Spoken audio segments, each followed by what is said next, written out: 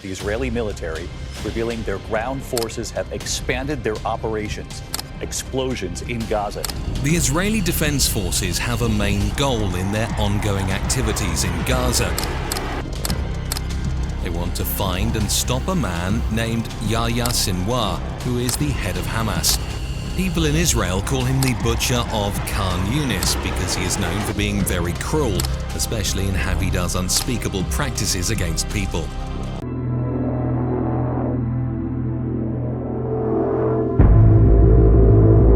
The Day of Darkness. Sinwar, who is 60 years old, is thought to have planned a big attack on Israeli people on October 7th, where a lot of Hamas fighters were involved. This terrible attack took away the lives of 1,400 people and 200 others disappeared, possibly taken and kept in Gaza. This event showed a big increase in harmful actions towards Jewish people since the Holocaust. The awful things that happened on that day included not just killing, but also very cool practices, attacks of an intimate nature and taking the lives of ordinary people, no matter how old they were or whether they were male or female. The IDF is very determined to get Sinwar, no matter how long or how hard the struggle might be.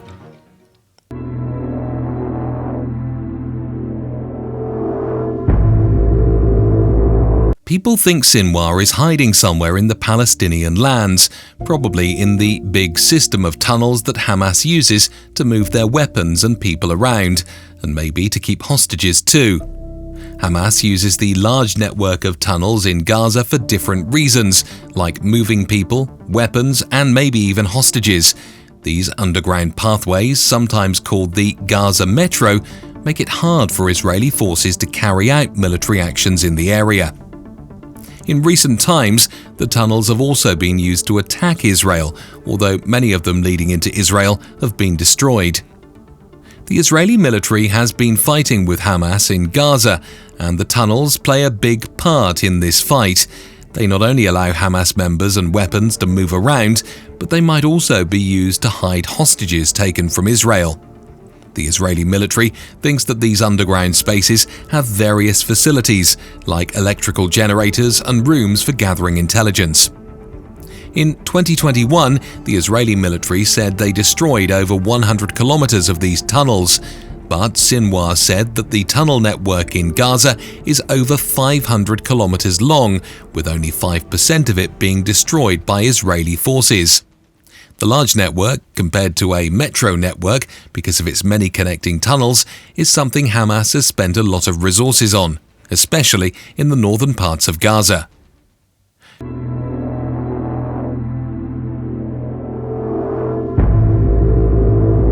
Originating from Khan Younis, Sinwar's affinity for conflict led him to join Hamas in 1987. His subsequent violent acts resulted in his capture by Israel in 1989, originally sentencing him to life imprisonment.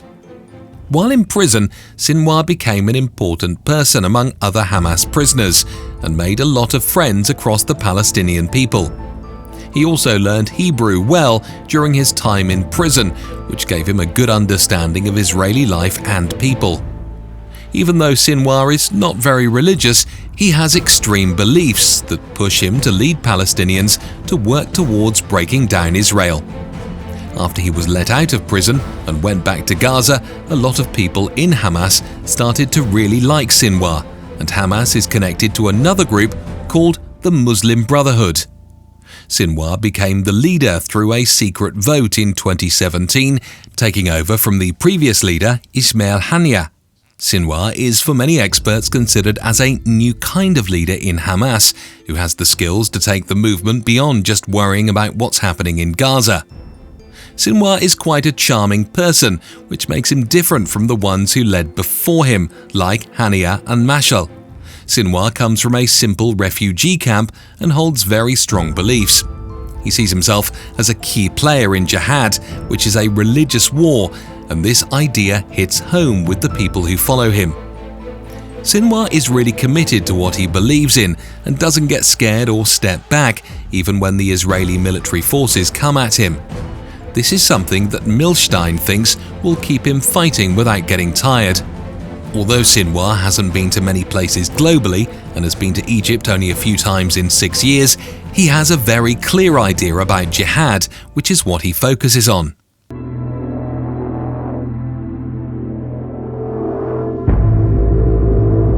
Sinwar didn't just recently become strong-willed. After the US moved its embassy to Jerusalem in 2018, he started the Great March of Return.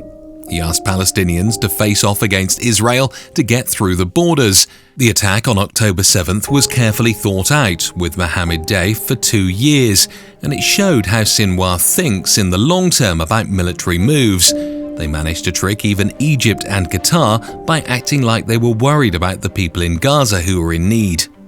Lieutenant Colonel Peter Lerner is very sure when he says, Sinwar arranged everything in Hamas, giving the go-ahead for the slaughter. The proof carefully examined from the terrorist body cameras shows the horror that came about because of Sinwar's orders. On a different note, Israel is very determined and doesn't care about what other countries think will catch Sinwar. Sinwar's time is running out. The story of Yahya Sinwar shows us about a very passionate leader who moved up the ladder in Hamas really fast after it started in 1987, even though Israel had given him a life sentence.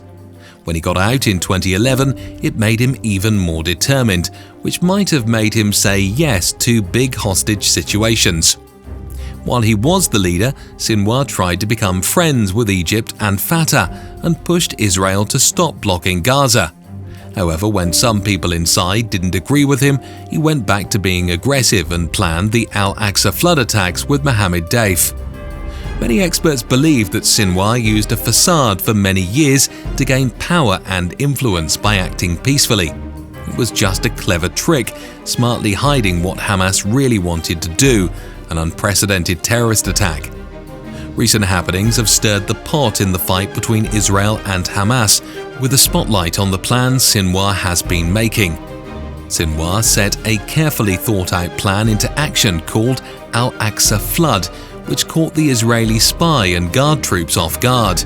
This attack hurt a lot of people on the Israeli side, showing a change from Sinwar's first seen careful approach to a stronger stand against Israel.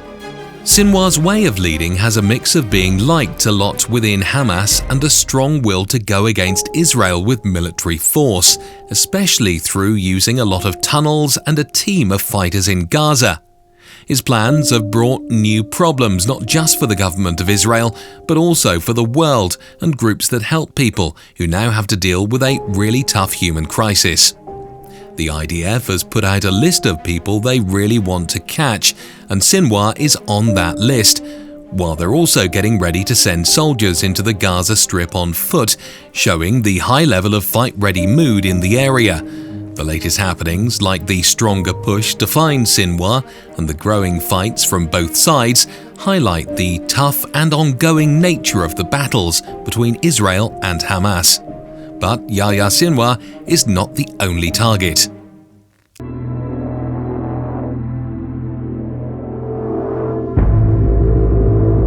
Mohammed Deif, Sinwar's right hand, has long been a target of Israeli intelligence.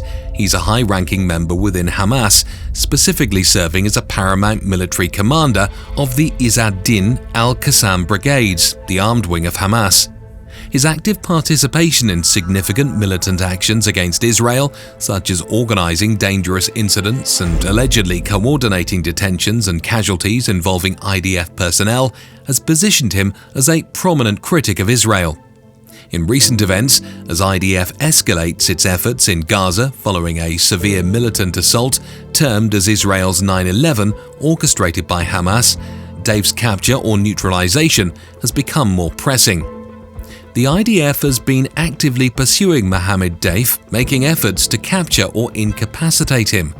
An example of this occurred on October 11, 2023, when IDF forces bombed Deif's father's house. This action was part of the IDF's broader military operations aimed at weakening Hamas's leadership and infrastructure. Mohammed Deif has managed to evade capture by Israeli forces for a long time, despite their numerous attempts. This reflects the ongoing game of cat and mouse between Hamas's leadership and the IDF. Dave's ability to avoid capture, coupled with his high-ranking position within Hamas and his extensive history of involvement in militant activities against Israel, makes him a highly valuable target in the IDF's ongoing efforts to dismantle Hamas's military capabilities and leadership structure in Gaza. The intensified search for Dave is part of the IDF's broader strategy to limit Hamas's operational abilities and discourage future attacks against Israel.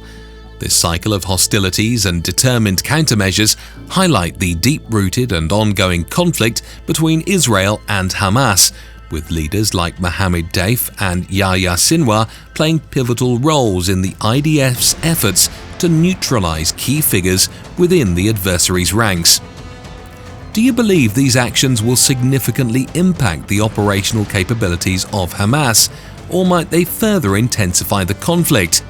Share your predictions down below. Smash that like and subscribe for more.